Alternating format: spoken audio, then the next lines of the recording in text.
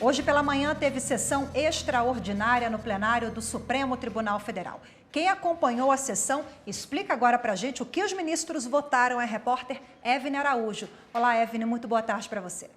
Oi, Rafaela, boa tarde. Bom, hoje de manhã os ministros analisaram duas ações. Uma de relatoria do ministro Gilmar Mendes e a outra de relatoria do ministro Edson Fachin. Na primeira, os ministros negaram recurso do Sindicato dos Servidores da Previdência Social do Paraná e mantiveram a decisão de reduzir o salário quando há redução de jornada de trabalho. Já na segunda ação, foi discutido os royalties do petróleo no Espírito Santo. Os ministros entenderam que a União também faz parte da parcela de distribuição desses valores junto de estados e municípios. Mais detalhes a gente vai ver agora na reportagem. Os ministros discutiram sobre a legalidade da redução de salário quando há a redução da jornada. No caso, servidores do INSS do Paraná passaram a ter que cumprir 40 horas semanais.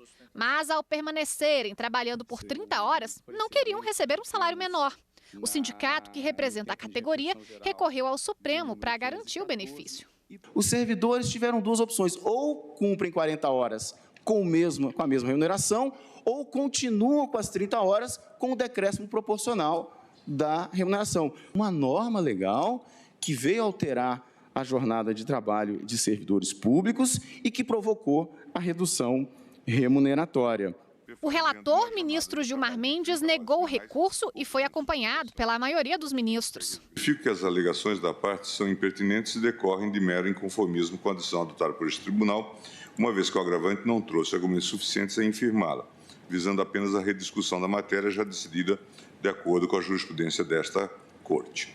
Conforme já consignado na decisão agravada, o autor objetiva rescindir a decisão monocrática proferida no ARI 886958 da relatoria da ministra Carmen, a qual negou seguimento ao recurso extraordinário por entender que, para acolher a pretensão do agravante, seria necessária a análise de legislação infraconstitucional, bem como o reexame do conjunto fático probatório dos autos, o que seria inadmissível em recurso extraordinário, súmula 279. O Estado do Espírito Santo também recorreu ao STF para garantir que apenas o Estado possa decidir como vai repassar os royalties do petróleo para os municípios.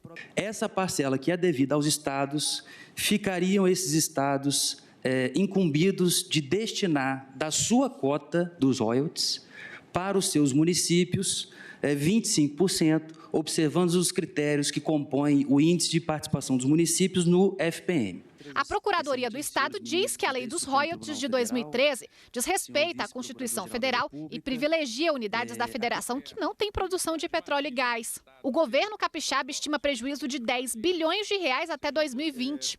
O ministro Edson Fachin, no entanto, entendeu que os valores pertencem à União, estados e municípios na mesma proporção. Nada obstante as judiciosas razões, meu voto vai no sentido de julgar improcedente esta ação direta de constitucionalidade e, a seguir, explico as razões prestando contas do dever constitucional da fundamentação. Os ministros Alexandre de Moraes, Rosa Weber, Carmen Lúcia, Dias Toffoli, Ricardo Lewandowski, Luiz Roberto Barroso e Gilmar Mendes acompanharam o voto do relator. E quem acompanhou a sessão também foi a consultora jurídica da TV Justiça, Gisele Reis, que conversa com a gente agora. Boa tarde, Gi. Boa tarde, Rafaela. Boa tarde a todos. Bom, vamos pegar o gancho aqui do finalzinho da reportagem da Evne, que ela abordou justamente a ADIM, Ação Direta de Inconstitucionalidade, que trata dos royalties. Foi uma ação que foi ajuizada pelo governo do Espírito Santo? Isso, a ação chegou até o Supremo Tribunal Federal pelo governador do Espírito Santo e a grande discussão que nós temos aqui neste caso é do que diz respeito ao equilíbrio federativo, exatamente na parte da distribuição dos royalties. A União, de acordo com a Constituição Federal, ela tem direito a receber um valor pela compensação financeira do uso desses recursos minerais. Então, existe essa previsão constitucional dizendo que a União ela tem direito a receber, mas os estados, existe uma transferência que é feita de 25%, para os estados, e os estados eles precisam distribuir esse percentual entre os municípios. Então, o que estava sendo discutido aqui seria a inconstitucionalidade da lei que é de 1989, a Lei 7.990, que tratou exatamente desse percentual de distribuição para os estados.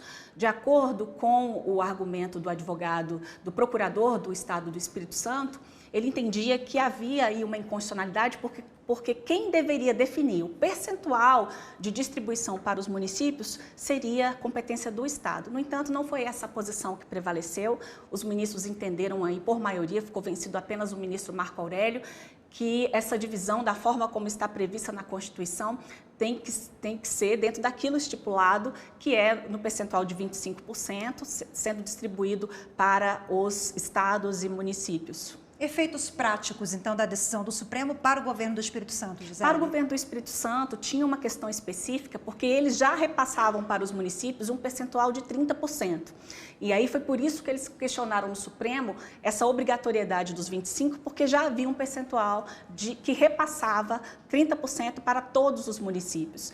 Então, na prática, eu acredito que, por meio de uma nova legislação, né, estadual, eles devem aí, de alguma forma, tentar dar proporcionalidade, né, equilibrar a decisão do Supremo com aquilo que é praticado no próprio Estado do Espírito Santo. Então, levando em consideração, né, a constitucionalidade dessa legislação que foi declarada pelo Supremo Tribunal Federal, que cabe realmente à lei ordinária federal tratar desse assunto e não apenas de lei estadual, eu acredito que é bem provável que eles mexam um pouquinho nesses 30% que já era distribuído, mas vamos aguardar. Maravilha, Gisele. Obrigada mais uma vez pela participação. Boa tarde. Eu que agradeço.